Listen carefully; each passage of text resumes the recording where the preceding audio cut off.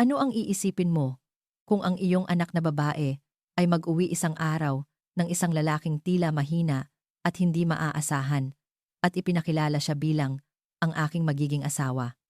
Marahil, sa simula, tututol ka. Ngunit dahil ba malaki ang katawan ng isang lalaki, ay nangangahulugan na kaya niyang protektahan ng husto ang aking anak? Paano kung malakas nga siya, ngunit kulang sa kaalaman? Marahil marami sa inyo ang mapapaisip ng malalim. Ito ay dahil ang tunay na lakas ay hindi basta-basta mahuhusgahan sa panlabas na anyo lamang. Ang bida sa ating kwento ngayon ay isang babaeng Ruso na lumaki sa paniniwalang ang mga lalaking may malalaking katawan at malalakas ang tunay na lalaki. Ngunit matapos ang sunod-sunod na bigong pakikipagrelasyon, napagtanto niya, ang lakas na hinahanap ko pala ay hindi na sa mga kalamnan. Sa gitna ng lahat ng ito, nakilala niya ang isang lalaking Pilipino na mukhang ordinaryo, ngunit sa isang tingin lamang niya, sinabi niyang ipinagkatiwala na niya ang natitirang bahagi ng kanyang buhay sa lalaking iyon. Heto na ang kwento. Magandang araw. Ako si Irina Volkova. Ipinanganak at lumaki ako sa Volgograd, Russia. Alam mo ba kung gaano ka mapanghusga ang isang ama na maskulado at malaki ang katawan pagdating sa mga lalaki? Daan-daang beses kong narinig ang mga katagang, "Huwag na huwag kang mag-aasawa ng lalaking mahina." Pwede ko bang ikuwento kung gaano kahirap ang pinagdaanan ko bago ako ikasal? Mula pagkabata, iisa lang ang palaging sinasabi sa akin, "Irina, kailangan mong laging may malakas na lalaki sa tabi mo." Ang aking ama, kahit lampas na sa edad na 30, ay kayang-kaya pang makipagbuno sa isang oso nang walang armas dahil sa kanyang pangangatawan. Laging ipinagmamalaki ng aking ina ang aking ama. Sa gitna ng malamig na taglamig ng Volgograd, habang kami nakaupo sa harap ng fireplace, madalas sabihin ni inay, "Irina, ang pakikipag-date sa isang lalaking mahina ay pagkatalo sa buhay. Hindi kanya kayang protektahan." Tinanggap ko ang mga salitang iyon na parang isang banal na katotohanan. Kahit sa pakikipaglaro sa mga bata sa aming lugar, ang mga lalaking malalaki ang katawan ang palagi kong tinitingnan. Sa paaralan, sikat ang mga batang lalaki na pinakamabilis tumakbo at pinakamalayo tumalon sa klase ng physical education. Ang mga dalagita, kabilang na ako, ay humahanga sa kanila. Ang mga lalaking maliliit at tahimik ay natural na binabalewala. Sa aking ika-16 na kaarawan, binigyan ako ni Itay ng isang maliit na kuwintas. "Irina, ang lalaking magiging asawa mo ay kailangang dumaan muna sa aking pagsang-ayon. Hinding-hindi ako papayag sa isang mahinang lalaki." Tumango ako sa kanyang mga salita. Dahil naniniwala akong iyon ang tama. Nang makapagtapos ako ng high school at pumasok sa unibersidad, nakilala ko si Mikhail, na sa tingin ko'y isang tunay na lalaki.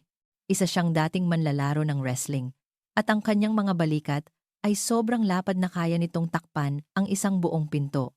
Sa simula, naramdaman kong maaasahan siya dahil sa kanyang anyo. Ngunit sa paglipas ng panahon, lumabas ang kanyang tunay na kulay. Madali siyang magalit sa maliliit na bagay at nagiging marahas kapag nakainom. Minsan, dahil sa maling akala na may kausap akong ibang lalaki sa telepono, sinuntok niya ang mesa. Sa araw na iyon, unang beses kong naisip, ito ba talaga ang isang tunay na malakas na lalaki? Matapos kong makipaghiwalay kay Mikhail, nakipagrelasyon ako sa mga lalaking may kaparehong tipo. Si Sergey ay isang dating sundalo na napakahigpit sa disiplina. Si Dimitri naman ay isang pulis na laging ipinagmamayabang ang kanyang awtoridad. Mayroon silang iisang pagkakatulad, malakas tingnan sa labas, ngunit marupok sa loob. Kapag nasasaktan ang kanilang ego, agad silang nagagalit at naiinis sa maliliit na bagay. Ang pakikipag-date sa kanila ay laging puno ng kaba. Hindi ko mahulaan kung kailan sila sasabog. Bago sumapit ang aking ika-28 kaarawan, pagod na ako sa pag-ibig. Iyon ang sandaling gumuho ang ilusyon ko tungkol sa malakas na lalaki. Natanto kong magkaiba pala ang panlabas na lakas sa tunay na katatagan. At sa wakas, nagpasya ako. Hindi na ako makikipagrelasyon. mamumuhay na lang ako mag-isa. Noong mga panahong iyon, naghahanap ako ng bagong trabaho. Nagkataong nakakita ako ng job advertisement para sa Cafe Aroma, isang internasyonal na franchise. Dahil mahilig ako sa kape, tila ito na ang perpektong pagkakataon para sa akin. Nag-apply ako, natanggap agad, at nagsimulang magtrabaho sa marketing department ng kanilang branch sa Russia. Inaasahan kong magiging iba ang mga bagay-bagay sa loob ng kumpanya. Inakala kong ang mga karaniwang empleyado ay mas edukado at sibilisado. Ngunit iba ang katotohanan. Lalo na ang mga lalaki kong katrabaho, ganoon pa rin sila. Kapag hindi sila sang-ayon sa isang opinyon sa meeting, nagtataas sila ng boses at ipinipilit ang kanilang sariling pananaw. Minsan, nakita ko si Mr. Petrov, ang aming department head, na hinampas ang mesa dahil lang hindi siya sang-ayon sa isang marketing strategy. Sa sandaling iyon, bumalik ang mga alaala ko kay Mikhail. Naisip ko, pare-pareho lang pala sila kahit saan. Naging pang-araw-araw na gawain ko ang kumain ng tanghalian ng mag-isa. Mas gusto kong umupo sa tabi ng bintana at magbasa ng libro kaysa makisalamuha sa aking mga katrabaho. Isang araw, lumapit si Mr. Petrov at sinabing, "Irina, bakit lagi kang mag-isa?" Sa totoo lang, tuluyan na akong nawalan ng pag-asa sa mga lalaki. Ang turo ng aking mga magulang na makipagrelasyon ka sa isang malakas na lalaki ay nabura na sa aking isipan. Mas naging mahalaga sa akin ang trabaho kaysa pag-ibig, ang pagpapalago ng benta at pagbuo ng mga bagong marketing strategy iyon na ang naging buong buhay ko.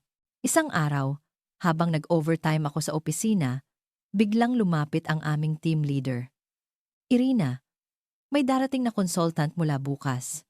Dahil magaling ka rin sa interpretation, pwede bang ikaw ang mag-asikaso sa kanya?" Pumayag ako ng walang pag-aalinlangan. Trabaho lang naman iyon. At sa totoo lang, inisip kong mas mababa ang stress kung banyaga ang katrabaho ko kaysa sa mga lalaking Ruso. Nang gabing iyon, habang nakahiga sa kama, bigla akong napaisip. Anong klaseng tao kaya ang consultant na galing sa Pilipinas? Magiging katulad din kaya siya ng mga lalaking Ruso na malakas ang boses at laging gustong masunod?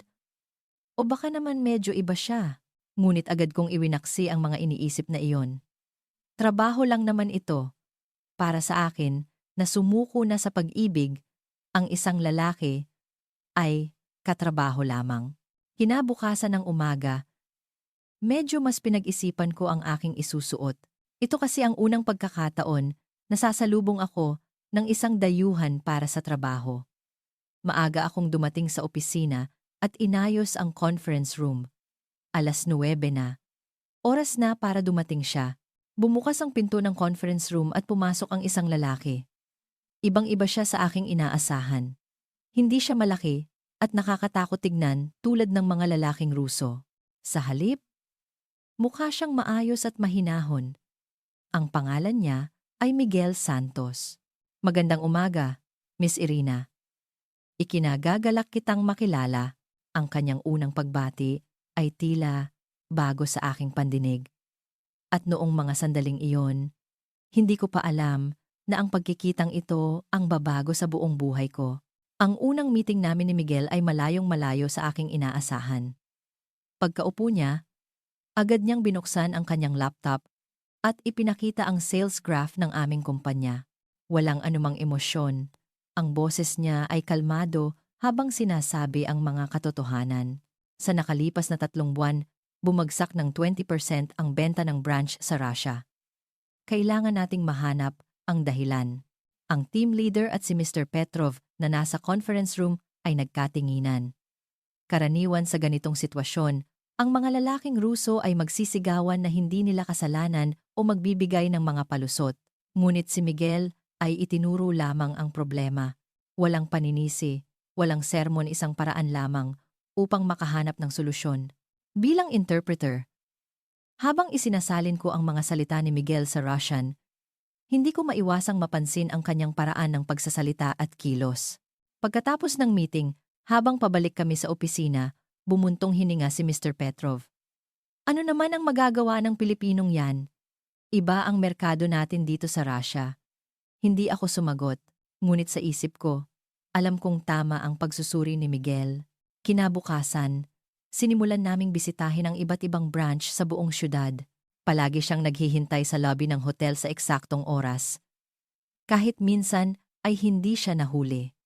At sa pagpasok pa lang namin sa unang tindahan, naramdaman kong nagbago ang kanyang tingin. Pinagmasdan niyang mabuti ang galaw ng mga customer, ang kilos ng mga staff, at maging ang posisyon ng mga tasa. Irina, hindi episyente ang daloy ng mga customer sa branch na ito.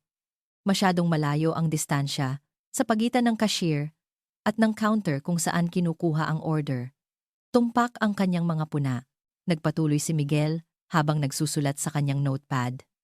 At saka, masyadong madalas na pabalik-balik ang mga staff sa bodega.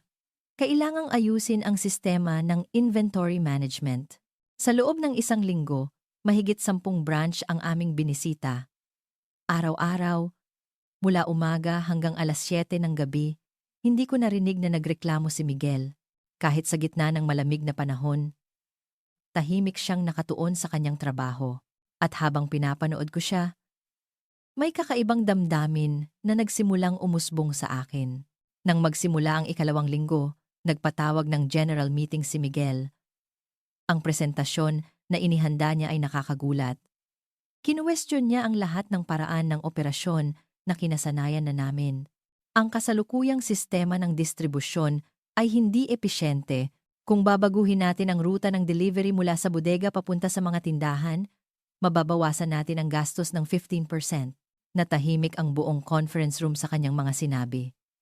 Si Mr. Petrov ang unang nagtaas ng boses. Akala mo ba ganoon kadali yan? Hindi hapon ang Russia. Sandaling natahimik si Miguel, ngunit agad siyang sumagot ng mahinahon. Alam ko pong mahirap, ngunit hindi imposible. At sa kanya tinitigan ng diretso sa mata si Mr. Petrov. Kung takot kayo sa pagbabago, hinding-hindi tayo mananalo sa kompetisyon. Sa sandaling iyon, naramdaman ko ang isang kakaibang lakas mula kay Miguel. Hindi ito ang lakas na sumisigaw o nanununtok. Ito ay isang tahimik, ngunit matatag na lakas na nanggagaling sa kanyang kalooban. Hindi man lang siya natinag sa pagtutol ni Mr. Petrov. Pagkatapos ng meeting, lakas loob akong lumapit kay Miguel. May oras ka ba mamayang gabi? Gusto ko sanang ipakilala sa iyo ang Russian cuisine. Sa aking alok, tila nagulat siya sandali, ngunit agad ding ngumiti at tumango. Interesado talaga ako sa pagkain ng mga Ruso. Nang gabing iyon, nakaupo kami sa isang tradisyonal na restaurant sa tabi ng Ilog Moskva. Borscht, blini, at syempre, vodka. Masigasig kong ipinaliwanag ang tungkol sa kultura ng pagkain sa Russia. Si Miguel ay interesadong nakikinig at paminsan-minsan ay nagtatanong. Habang nagiging komportable ang aming usapan, napunta kami sa mga personal na bagay. Miguel, may girlfriend ka ba sa Pilipinas? Sa tanong ko, tila medyo nag-alinlangan siya, ngunit agad din siyang sumagot ng tapat. Wala, kapag nakatuon ako sa trabaho. Wala akong oras para sa ganyang bagay. Sa sagot niya, nakahinga ako ng maluwag. Sinabi ko sa sarili ko na nagtanong lang ako dahil sa kuryosidad sa isang dayuhan. Ikinuwento ni Miguel ang tungkol sa kanyang sarili. Lumaki siya sa isang simpleng pamilya sa labas ng Maynila, nag-aral ng mabuti para makapasok sa universidad, at nag-aral ng business management. Pagkatapos ay iniba niya ang usapan at sinabing interesado siya sa kultura ng Russia, lalo na sa musika ni Tchaikovsky. Ikinuwento ko rin ang tungkol sa akin. Ang turo ng aking mga magulang mula pagkabata na maghanap ng malakas na lalaki at ang mga nakakadismayang karanasan sa mga lalaking nakilala ko, base sa pamantayang iyon. Seryoso siyang nakinig at sinabing, sa tingin ko, ang tunay na lakas ay hindi nakikita sa panlabas na anyo. Mula noon, madalas akong gumawa ng dahilan para makasama si Miguel sa gabi. Ipapakilala ko sa iyo ang kultura ng Russia, sabi ko. Dinala ko siya sa mga museo, sa opera, at kahit sa mga lokal na simbahan tuwing weekend. Laging bukas palad na tinatanggap ni Miguel ang aking mga imbitasyon at unti-unti mas marami kaming oras na magkasama. Pagkalipas ng isang buwan, sinimulang ipatupad ang mga pagbabagong iminungkahi ni Miguel. Unang binago ang layout ng mga tindahan at sumunod ang sistema ng distribusyon. Gaya ng inaasahan, nagkaroon ng kaguluhan sa simula. Nagreklamo ang mga staff at si Mr. Petrov ay paulit-ulit na nagsasabing, "Sinasabi ko na nga ba, mabibigo ito." Isang araw, sa branch na may pinakamaraming problema, nagkaroon ng malaking komprontasyon. Ang manager ng tindahan ay hindi makasabay sa bagong sistema at sinimulang sigawan si Miguel. "Anong alam mo? Huwag mong pakialaman ang paraan namin. Nasa Russia ka, dayuhan." Sa sandaling iyon, nag-alala ako kung paano tutugon si Miguel. Ngunit nakakagulat, nanatili siyang kalmado. Hinintay niyang matapos magalit ang manager at pagkatapos ay mahinahon siyang nagsalita. "Naiintindihan ko po ang nararamdaman ninyo. Mahirap po talaga ang pagbabago. Pero may isa lang po akong hiling. Subukan po natin ang paraang ito sa loob ng isang linggo. Kung masama ang resulta, ibabalik natin sa dati." Dahil sa kanyang kilos, hindi na nakapagsalita pa ang manager. At pagkalipas ng isang linggo, bumilis ng 20% ang serbisyo sa branch na iyon at tumaas din ang customer satisfaction. Ang manager ay lumapit kay Miguel at tahimik na humingi ng paumanhin. Habang pinapanood ko ang eksenang iyon, tuluyan nang nahulog ang loob ko kay Miguel. Sa ika-4 na buwan, naglakas loob akong kausapin. Nang seryoso, si Miguel. Nagkita kami sa gabi at habang naglalakad sa isang tahimik na parke, inamin ko ang aking nararamdaman. "Miguel, magiging tapat ako. Gusto kita. Noong una, akala ko katrabaho lang kita. Pero ngayon, higit pa roon." Sa aking pag-amin, sandaling natigilan si Miguel. Kinabahan ako sa kanyang katahimikan. Masyado ba akong nagmadali? Naisip ko. Ngunit agad siyang ngumiti at sinabing, "Sa totoo lang, gusto rin kita, Irina. Pero dahil malapit na akong bumalik sa Pilipinas, hindi ko masabi sa'yo." Natuwa ako sa kanyang pag-amin, ngunit kasabay nito ay ang mga problemang kakaharapin namin. Malapit na siyang bumalik sa Pilipinas. Posible ba ang isang long-distance relationship? Magkaibang kultura, wika, at kapaligiran kakayanin ba ng aming relasyon?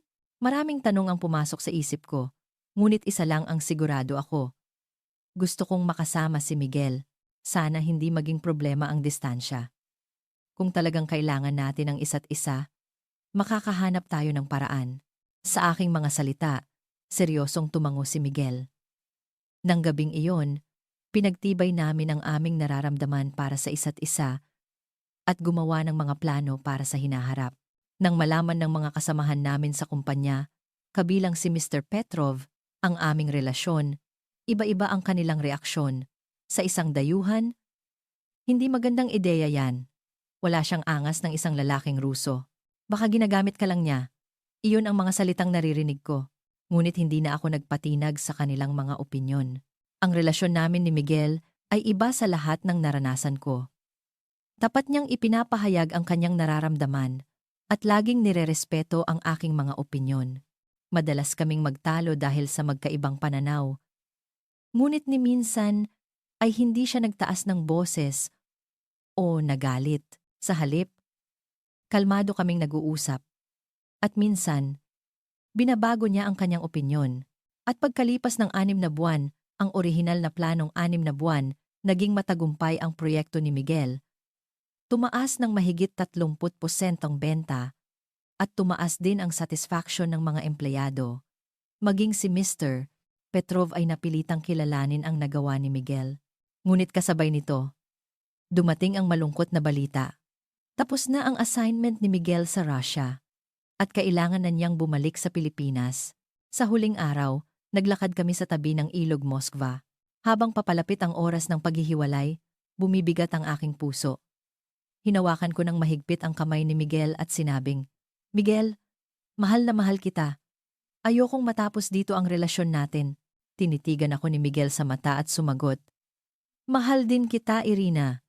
Hindi natin hahayaang paghiwalayin tayo ng distansya." At gumawa kami ng plano. Magsisimula kami ng long-distance relationship at dadalawin ang isa't isa sa aming mga bansa. Alam naming hindi ito magiging madali. Ngunit, kasama si Miguel, naniwala akong posible ito. Pagkaalis ni Miguel papuntang Pilipinas, araw-araw kaming nagkikita sa pamamagitan ng video call. Minsan, pagod na ako at gusto ko nang matulog, ngunit sa sandaling makita ko ang kanyang mukha, nawawala ang lahat ng aking pagod. Pagkalipas ng 3 buwan, kumuha ng bakasyon si Miguel at dumalaw sa Russia. At pagkalipas ng 3 buwan pa, ako naman ang unang beses na bumisita sa Pilipinas. Ang Maynila ay mas maganda pa kaysa sa aking inaasahan. Ipinakilala ako ni Miguel sa kanyang pamilya at mainit nila akong tinanggap. Kahit may language barrier, ramdam ko ang kanilang sinseridad. Mabilis na lumipas ang 2 linggo ko sa Pilipinas. Sa eroplano pabalik ng Russia, nagdesisyon ako. Pangarapin ko ang isang buhay kasama si Miguel. Pagkatapos ng isang taong long-distance relationship, gumawa ako ng isang malaking desisyon. Lilipat ako sa Pilipinas at magpapakasal kay Miguel. Nang sabihin ko ito sa aking mga magulang, gaya ng inaasahan, ganito ang kanilang reaksyon. Hindi lalaking Ruso, kundi isang Pilipino ang papakasalan mo. Galit na galit ang boses ng aking ama. Ngunit sa pagkakataong ito, hindi ako umatras. Itay, si Miguel po ang pinakamalakas na lalaking nakilala ko. Hindi ko maipaliwanag, pero totoo po. Sabi nga nila, walang magulang ang makakatiis sa anak. Dahil hindi ako sumuko, sa huli ay tumigil na rin sila sa pagpigil sa akin at sumakay na ako sa eroplano patungong Pilipinas. Ang unang hakbang patungo sa isang bagong buhay. Sa eroplano patungong Pilipinas. Habang nakatingin sa labas ng bintana, naramdaman ko ang pinaghalong pananabik at kaba para sa aking bagong buhay. Ito ang katapusan ng isang taong long-distance relationship at ang simula ng isang bagong hamon. Time difference? Distansya? Pagkakaiba sa kultura, lahat ng iyon ay aming nalampasan. At sa wakas, papunta na ako sa bansa ni Miguel. Hanggang sa araw bago ako umalis, sinasabi pa rin ng aking ama, magsisisi ka sa pamumuhay kasama ang taga-silangang iyon. Pagdating ko sa NAIA, naghihintay si Miguel na may dalang isang bouquet ng bulaklak. Sa sandaling makita ko siya, nawala ang lahat ng aking pangamba. Kinuha ni Miguel ang aking mga bagahe at sinabi ng mahinahon, simpleng mga salita. Ngunit ramdam ko ang sinseridad na nakapaloob doon. Ang apartment ni Miguel ay nasa isang tahimik na subdivision malapit sa Maynila. Maliit ngunit malinis at maayos ang lugar. Inihanda niya ang lahat para maging komportable ako. Sa tabi ng kama, mayroon pa siyang ilang librong Russian. Ang maliit na detalyeng iyon ay nagpainit sa aking puso. Ang unang buwan ay oras ng pag-adjust. Pag-aaral ng Filipino, pag-unawa sa pagkakaiba ng kultura, at paghahanda para sa kasal, lahat ay bago, at minsan ay mahirap. Ngunit laging nasa tabi ko si Miguel, isang matatag na sandalan. Nag-download siya ng language learning app para sa akin at tuwing weekend, dinadala niya ako sa iba't ibang lugar sa Maynila. Sa araw ng aming kasal, nakasuot ako ng napakagandang bestida. Hindi ako sanay na makita ang sarili kong ganito kaayos. Ngunit napakaganda ng aking refleksyon sa salamin. Unang beses kong nakitang lumuha ang aking ama. Nang makita niya ako, malinaw ko pa ring naaalala ang kanyang pagsasabing, "Huwag kang iiyak." Kahit siya mismo ay naiiyak, ang mga magulang ni Miguel ay tinrato ako na parang tunay na anak. Kahit hindi kami lubos na magkaintindihan, sapat na ang kanilang mainit na ngiti at mga kilos upang maramdaman ko ang kanilang pagmamahal. Ang kasal ay simple, ngunit makahulugan. Ilan sa aking mga kaibigan mula sa Russia, mga kaibigan ni Miguel, at ang aming mga pamilya lamang ang dumalo. Taliwas sa aking mga alalahanin, naging natural ang lahat. Kahit magkakaibang wika ang sinasalita ng mga tao, ang pagbati at kagalakan ay lumampas sa mga salita. Pagkatapos ng kasal, nagplano kami ng aming honeymoon. Binigyan ako ni Miguel ng pagpipilian. Kahit saan mo gusto pumunta. Pagkatapos mag-isip, pinili ko ang Bali. Mainit na klima, magagandang beach, at iba't ibang kultura, lahat ay kaakit-akit sa akin. Isang araw bago kami umalis papuntang Bali, dumalaw ang ina ni Miguel sa aming bahay. Kinuha niya ang aking kamay at may inabot sa akin isang kuwintas. Ipinaliwanag ni Miguel na ito ay isang pamana na ipinapasa sa bawat henerasyon. Sa sandaling iyon, naramdaman kong tunay na akong bahagi ng pamilyang ito. Sa unang araw namin sa Bali, naglakad kami sa beach malapit sa aming tinutuluyan. Hinawakan ni Miguel ng mahigpit ang aking kamay at sinabing, "Irina, ang makilala ka ay ang pinakamagandang swerte sa buhay ko." Napangiti ako ng may kaligayahan, ngunit hindi ko pa alam noon na ang biyaheng ito ay magiging isang mahalagang pagbabago sa aming relasyon. Ikatlong araw ng aming honeymoon, nagkaroon kami ng maliit na pagtatalo. Mula ito sa isang maliit na bagay. Gusto kong magtagal pa sa lokal na pamilihan para tumingin ng mga souvenir, habang si Miguel naman ay nag-aalala na mahuhuli kami sa nakabook naming snorkeling. Pareho kaming hindi nagpatalo. At sa huli, nagtaasan kami ng boses. Paano natin ma-enjoy ang biyahe kung palagi tayong nagmamadali sa oras? Pwede naman tayong mag-relax, sabi ko. Bumuntong hininga si Miguel at sumagot. Ang pagtupad sa oras ng usapan ay pangunahing respeto. Kung mahuhuli tayo, maghihintay ang ibang tao. Sa huli, hindi kami nagkasundo at bumalik na lang kami sa hotel. Habang naglalakad, tanging awkward na katahimikan ang namamagitan sa amin. Nagsisisi ako, ang tanga ko naman. Nag-aaway pa sa honeymoon. Ngunit dahil sa pride, hindi ako makahingi ng tawad. Pabalik sa hotel, dumaan kami sa isang mataong kalye na puno ng mga turista. Nauna ng ilang hakbang si Miguel sa akin. Biglang nagbago ang kanyang ekspresyon, tumingkad ang kanyang mga mata at sa isang iglap, tumakbo siya. Hindi ko pa siya nakitang ganoon kaya nagtaka ako. Noong una, hindi ko maintindihan kung ano ang nangyayari at sinundan ko lang siya. Maya-maya, nakarinig ako ng sigaw. Mas binilisan ko pa ang takbo at pagliko ko sa kanto. Isang di kapanipaniwalang eksena ang bumungad sa akin. Dalawang lalaki ang nakahandusay sa lupa at si Miguel ay nakatayo na may hawak na isang bag. Ang mga taong nagkukumpulan ay nagsimulang pumalakpak. Dahan-dahan kong naunawaan ang sitwasyon, pinigilan ni Miguel ang mga snatcher. Isang dayuhang babae ang lumapit kay Miguel, kinuha ang bag, at walang tigil na nagpasalamat. Umiiyak niyang sinabi, "Nandito ang passport at lahat ng pera ko. Maraming salamat." Dumating ang mga lokal na pulis at inaresto ang mga snatcher. Nagpasalamat ang pulisya kay Miguel. Matapos maayos ang lahat, bumalik na kami sa hotel. Hindi pa rin ako makapaniwala sa nangyari. Pagdating sa kwarto ng hotel, agad akong nagtanong, paano ka nakakilos ng ganoon kabilis? At paano mo napabagsak ang dalawang lalaki? Ngumiti si Miguel na tila nahihiya at sumagot, mayroon akong special training sa militar. Galing ako sa Special Forces, kaya sa mga ganitong sitwasyon, instinct na lang ang gumagana.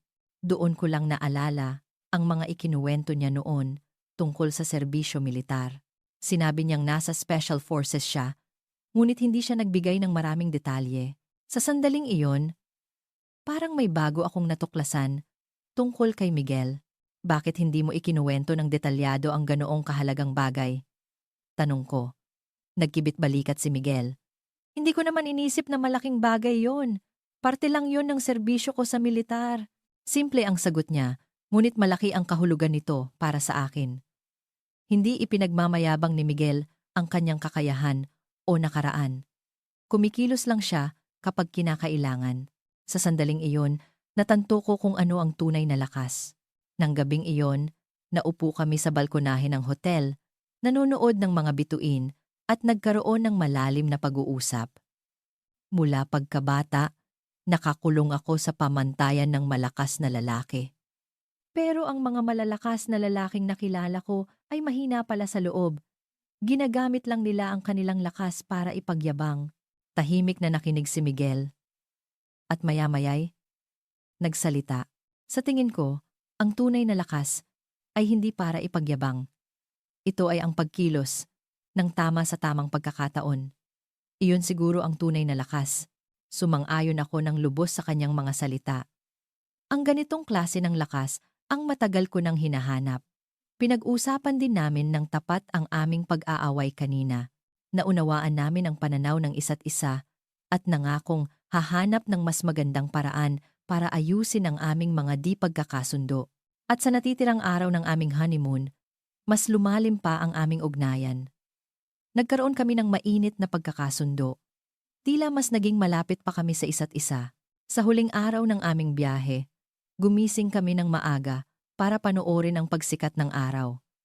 Habang nakaupo sa beach at pinapanood ang dahan-dahang pagtaas ng araw, hinawakan ni Miguel ang aking kamay. Irina, palagi kitang poprotektahan at mamahalin. Pangako. Sa kanyang mga salita, naramdaman ko ang init na kumalat sa aking puso. Ang hindi ko alam noon ay sa gabing iyon, ang bunga ng aming pagmamahalan ay nagsisimula ng mabuo sa aking sinapupunan. Isang honeymoon baby, parang eksena sa isang pelikula.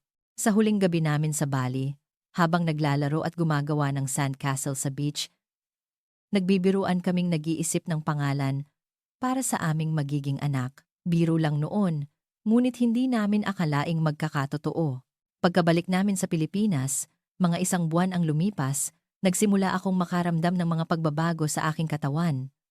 Nasusuka ako tuwing umaga at mas madali akong mapagod. Nag-alala si Miguel at iminungkahing magpatingin kami sa doktor. Ang resulta ay nakakagulat. Buntis ako. Nang marinig iyon ni Miguel, isang malawak na ngiti ang sumilay sa kanyang mukha. Dahan-dahan niyang hinaplos ang aking tiyan at sinabing, "Ang baby natin." Hindi ako makapaniwala. May mga luha ng kaligayahan sa kanyang mga mata. Na-touch din ako. Isang bagong buhay ang dumating bilang simbolo ng aming pagmamahalan.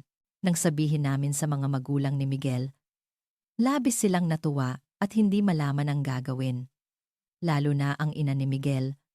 Mas naging espesyal ang trato niya sa akin. Araw-araw siyang nagdadala ng masusustansyang pagkain at tinuturuan ako ng mga tradisyonal na paraan ng pag-aalaga sa buntis sa Pilipinas. Kahit hindi kami magkaintindihan sa salita, sapat na ang kanyang pagmamahal at pag-aalala. Sinabi rin namin sa aking mga magulang sa Russia. Nagulat sila noong una, ngunit agad ding natuwa. Lalo na ang aking ama, sinabi niyang, "Pupunta ako dyan sa Pilipinas para makita ang apo ko," sa kanyang boses. Unang beses kong naramdaman ang pagtanggap niya kay Miguel. Kasabay ng balita ng aking pagbubuntis, nakita ko ang isa pang bahagi ni Miguel. Mas naging maalaga siya at maprotekta. Hindi niya ako pinapabuhat ng mabibigat na bagay at gabi-gabi niyang minamasahe ang aking mga paa. At ang makita siyang nakikipag-usap sa aming sanggol habang nakikinig kami ng classical music ay tunay na nakakaantig. Ngunit ang tunay na lakas ni Miguel ay mas lumitaw sa mga panahon ng krisis. Noong 4 na buwan akong buntis, bigla akong nakaramdam ng matinding sakit sa tiyan.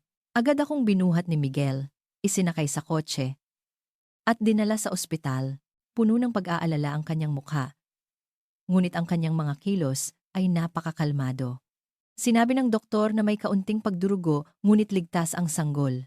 Sa salitang kailangan ng pahinga, agad na nag-leave si Miguel sa trabaho.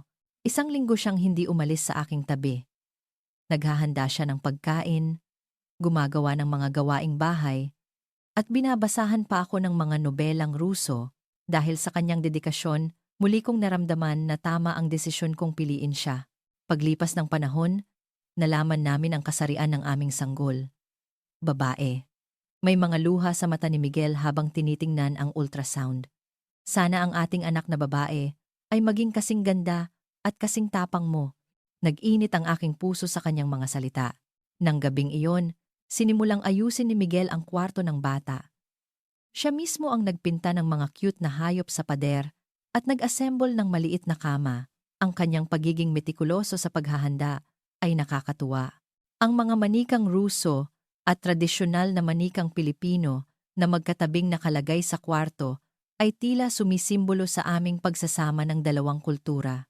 At nag-video call kami sa aking mga magulang sa Russia para ibalita ang mga nangyayari. Nakakagulat, maging ang ugali ng aking ama ay lumambot na. Irina, mukha kang masaya. Iyon ang pinakamahalaga. Natouch ako sa sinabi ng aking ama. Nag-aalalang nagtanong ang aking ina. Inaalagaan ka ba niyang mabuti? Walang pag-aalinlangan kong sinagot. Opo, inay. Si Miguel po ang pinakamabuting asawa sa buong mundo. Isa po siyang tunay na malakas na lalaki. Tumango ang aking ina sa aking mga salita. Pagkatapos ng tawag, iminungkahi ko kay Miguel na bumisita kami sa Russia. Bago ipanganak ang baby, bisitahin natin sina inay at itay. Masayang pumayag si Miguel. Palagi niyang pinapahalagahan ang relasyon ko sa aking pamilya. Pagkatapos magpatingin sa ospital at magtanong kung pwede akong sumakay ng eroplano, tumulak kami papuntang Volgograd, Russia. Sa eroplano, nag-aaral si Miguel ng Russian. Gusto kong batiin ng personal ang iyong mga magulang, sabi niya. Natouch ako sa kanyang pagsisikap. Kahit hindi perpekto ang kanyang bigkas, tiyak na maaantig ang puso ng aking mga magulang sa ilang salitang Russian na inihanda niya. Pagdating namin sa airport ng Volgograd, naghihintay na ang aking mga magulang. Mahigpit akong niyakap ni inay. At si itay naman ay awkward na nakipagkamay kay Miguel. May awkward na katahimikan sa sasakyan, ngunit alam kong magiging maayos ang lahat. Ang bahay ng aking mga magulang ay ganoon pa rin. Naghanda si inay ng masasarap na pagkain para sa amin. Borscht, blini, at piroshki. Ang sarap matikman muli ng mga pagkaing Ruso. Matapang na sinubukan ni Miguel ang lahat ng pagkain at tila nasarapan siya lalo na sa borscht. Pagkatapos kumain, inalok ni itay si Miguel ng vodka. Sa tradisyon ng Russia, isa itong uri ng pagsubok. Tinitigan ni itay si Miguel ng diretso sa mata at tinanggap ni Miguel ang baso ng vodka. Sa pag-inom niya nito ng isang lagukan, nagbago ang tingin ng aking ama. Hindi ito ngiti, ngunit malinaw na isang tanda ng pagkilala. Pagkatapos ng hapunan, dinala ni itay si Miguel sa bodega. Medyo kinabahan ako, ngunit pinigilan ako ni inay. Hayaan mo sila, may pag-uusapan lang ang mga lalaki. Pagkalipas ng isang oras, bumalik sila na, nakakagulat, nagtatawanan. Ikinuwento sa akin ni Miguel kalaunan na ipinakita raw sa kanya ni itay ang koleksyon nito ng mga lumang medalya ng militar ng Russia. At tinanong siya tungkol sa kanyang karanasan sa militar. Kinabukasan, dinala ni itay si Miguel sa memorial ng Battle of Volgograd. Habang wala sila, inayos namin ni inay ang mga gamit para sa sanggol. Inilabas ni inay ang mga damit ko noong bata pa ako. Ito ang suot mo noong 3 taong gulang ka. Sana, maisuot din ito ng apo ko. Nang bumalik sina itay at Miguel, may kakaibang samahan na nabuo sa pagitan nila. Sa gitna ng hapunan, biglang nagsalita si itay. Hindi pala masama ang manugang na ito.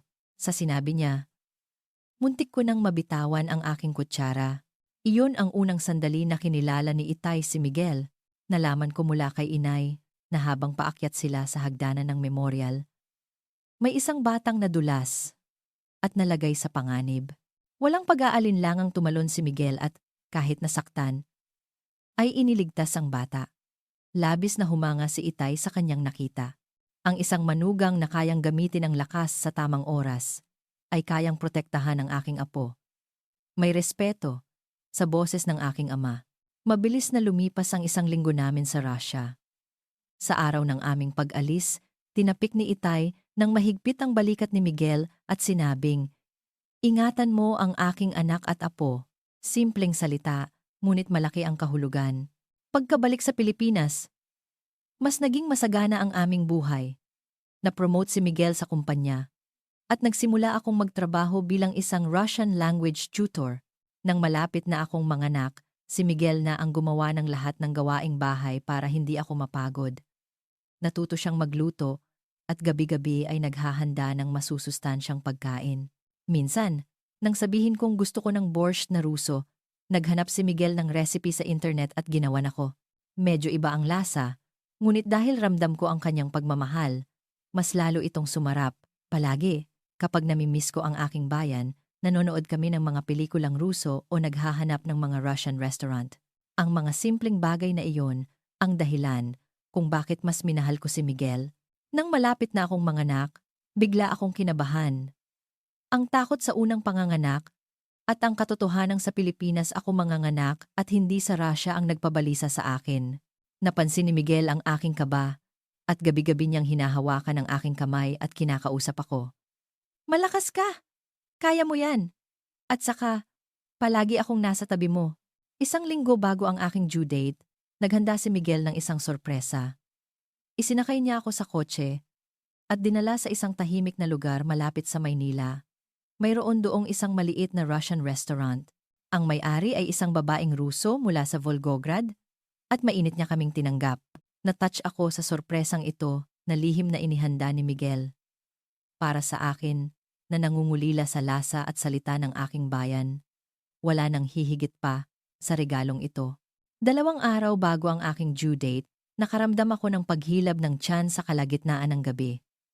Agad na kinuha ni Miguel ang nakahanda naming bag at dinala ako sa ospital. Pagkatapos ng 12 oras na labor, isinilang ang aming anak na si Sofia, isang malusog na sanggol na may timbang na 7 libra. Nakangiti si Miguel habang karga si Sofia. Hello anak!